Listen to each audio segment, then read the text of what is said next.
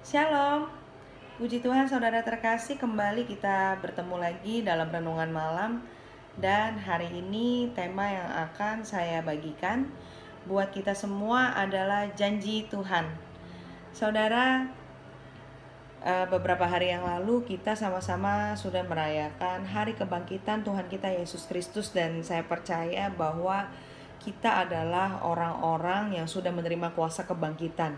Orang-orang yang sudah menerima kuasa kebangkitan adalah orang-orang yang sudah hidup di dalam kemenangan. Karena Tuhan kita Yesus Kristus, Dia sudah menang atas maut. Maka setiap kita, orang-orang yang percaya kepadanya, kita pun sudah menerima kuasa dan menerima kemerdekaan serta kemenangan di dalam kehidupan kita. Nah saudara, namun seringkali dalam proses kehidupan kita, jatuh bangun kehidupan kita merasa bahwa itu belum cukup. Ya saudara, banyak orang-orang yang merasa ketika sudah menerima kemenangan, ketika sudah menerima pertolongan dari Tuhan, sudah menerima kehidupan yang kekal dari Tuhan, seringkali banyak orang yang masih saja lalai untuk mengerjakan keselamatan di dalam kehidupannya.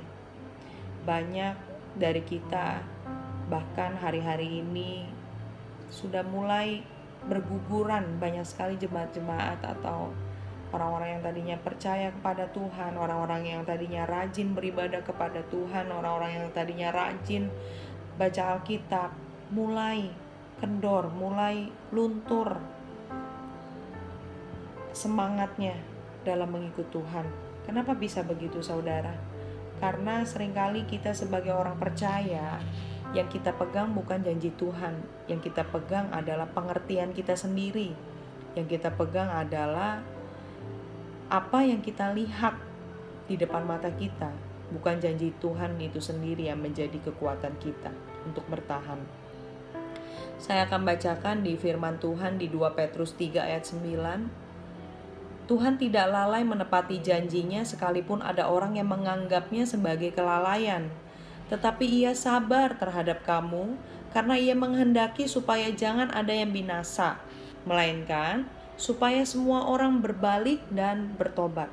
Seringkali ketika kita sudah menerima Tuhan kita sebagai juru selamat, kita mau hidup di dalam Dia, lalu kita merasa kita mengalami proses, mengalami ujian di dalam hidup ini.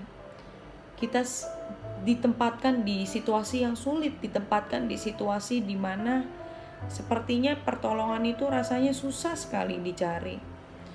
Kita sudah berdoa sama Tuhan, kita sudah ke gereja, kita sudah menagih nih, mengklaim janji Tuhan. Mana janji Tuhan? Katanya tahun ini aku akan diberkati, katanya keluargaku akan dipulihkan. Mana janji Tuhan? Nah seringkali kita menganggap bahwa ketika Tuhan tidak kunjung juga menjawab setiap doa-doa kita, itu adalah kelalaian dari Tuhan.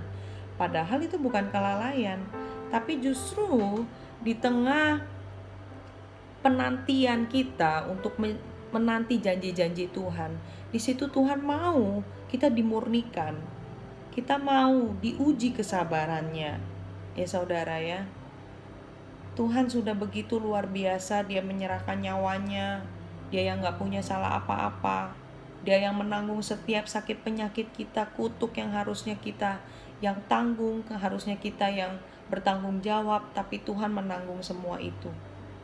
Ya, Tuhan yang sudah memberikan nyawanya, yang sudah 100% begitu berkorban secara luar biasa buat kita. Saya yakin dan percaya bahwa Dia juga Allah yang selalu menepati janjinya saudara.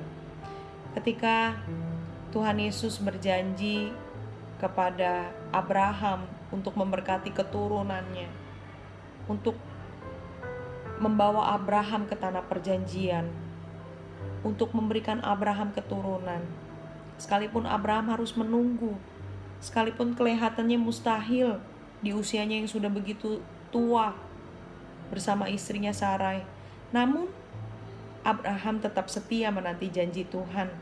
Dia tidak kecewa. Dia tidak menempatkan dirinya kepada posisi di mana dia harus kecewa. Sekalipun pada saat Ishak anaknya pun harus lahir, dan ketika lahir pun ada sebuah kisah di mana Tuhan meminta Abraham untuk menyerahkan Ishak supaya Ishak dikorbankan. Abraham tidak kecewa, saudara. Nah, seringkali kita, ya saudara ya, seringkali kita ketika kita tahu bahwa Tuhan menjanjikan kemenangan demi kemenangan dalam kehidupan kita, Tuhan menjanjikan hari depan yang penuh dengan harapan di dalam kehidupan kita untuk masa depan kita. Namun pada kenyataannya mungkin kita harus menghadapi masalah, kita harus menghadapi keluarga yang belum juga dipulihkan, suami kita mungkin belum berubah-berubah, istri kita belum berubah-berubah, anak kita belum berubah-berubah, ya, usaha kita begitu-begitu saja, tidak ada kemajuan. Ya, kita merasa janji Tuhan ini benar nggak sih bisa ditepati? Kita mulai meragukan janji Tuhan. Nah, hari ini saya mau mengingatkan saudara semua, mari sama-sama saudara, tolak ukur kita percaya kepada Tuhan itu memang adalah janji Tuhan. Bukan ketika kita menjadi Kristen, ketika kita percaya kepada Tuhan, tolak ukur kita adalah orang lain. Ketika kita melihat orang lain bahagia, ketika kita melihat orang lain diberkati, ya, lalu kita mulai berkaca kepada diri kita, kepada kehidupan kita, kok kita belum kunjung-kunjung diberkati.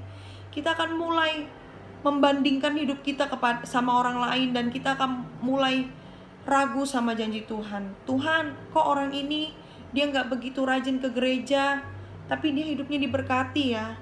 Kok orang ini dia gak begitu sungguh-sungguh dalam pelayanan, kok dia bisa beli rumah, bisa beli mobil. Kita mulai membanding-bandingkan hidup kita sama orang lain. Dan kita merasa bahwa ya sudahlah, saya biasa-biasa aja sama Tuhan, biasa-biasa aja dalam pelayanan. Toh orang itu aja, dia biasa-biasa saja, dia pelayanan setengah-setengah, kehidupannya mulus-mulus saja.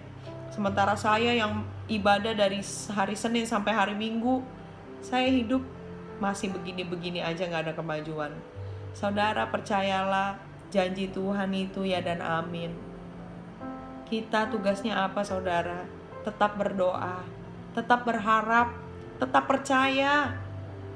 Seperti Nabi Nuh, ya saudara, begitu Tuhan berjanji, Tuhan bilang Tuhan akan selamatkan anggota keluarganya dan yang ada di bahteranya. Cukup dia setia mengerjakan bagiannya. Hari-hari ini saudara, kerjakan bagian kita. Kalau saat ini Tuhan suruh kita mengampuni, ampuni saudara sekalipun sulit. Kalau saat ini Tuhan minta untuk kita tetap berkomitmen, untuk tetap disiplin mengerjakan bagian kita, kerjakan. Sekalipun teman sepelayanan kita sudah mulai gugur, sekalipun teman sepelayanan kita sudah mulai loyo, kita tetap harus semangat saudara. Amin. Karena kita percaya janji Tuhan ya dan amin di dalam kehidupan kita. Nah saudara, di sini ada sebuah quotes atau kalimat yang begitu luar biasa. Perbedaannya, jika janji Tuhan menjadi puncak sukacita kita, maka apapun yang kita hadapi di garis start, kita akan berkata memang sulit tapi bisa, dengan mata yang memandang ke seberang. Sebab di ujung lembah kekelaman sudah tersedia hidangan yang disediakan oleh Bapa kita. Mari saudara, saya mau mengajak saudara sama-sama kita akan berdoa. Jadikanlah janji Tuhan sebagai fokus kita, bukan kehidupan orang lain, bukan pengertian kita sendiri saudara. Itu akan mengecewakan kita. Namun biarlah kita bertahan, karena kita percaya di depan sana ada janji Tuhan yang akan Tuhan genapi hari-hari ini bagi setiap orang yang sedang berjuang, bagi setiap orang-orang yang sedang berusaha untuk bertahan di hari-hari yang sulit ini. Mari sama-sama kita berdoa. Terima kasih ya Tuhan, kami percaya ya Bapa, kami bisa bertahan sampai hari ini semua karena janji-Mu Tuhan. Bukan karena kuat gagah kami, bukan karena pengertian kami, bukan karena orang lain ya Tuhan. Karena itu saat ini ya Bapa, kami mau Tuhan lebih lagi mengkokohkan ya Tuhan iman percaya kami, untuk kami terus memandang kepada janji-Mu ya Tuhan. Karena janji-Mu ya dan amin. Engkau tidak pernah mengingkari janji-Mu ya Tuhan. Kami percaya Engkau akan menggenapinya hari-hari ini. Namun biarlah kami untuk tetap kuat Tuhan Yesus, untuk tetap berkomitmen di dalam Engkau ya Bapa. Dan kami percaya Engkau Allah kami yang akan menggenapi janji-janji-Mu di dalam kehidupan kami ya Bapa. Kami percaya janji-Mu Tuhan, masa depan penuh dengan harapan itu sedang Kau siapkan bagi setiap kami orang-orang yang percaya kepadamu. Terima kasih Bapa, hanya di dalam nama-Mu Tuhan kami sudah berdoa dan mengucap syukur. Haleluya, amin. God bless, tetap semangat dan tetap percaya kepada janji Tuhan. Shalom.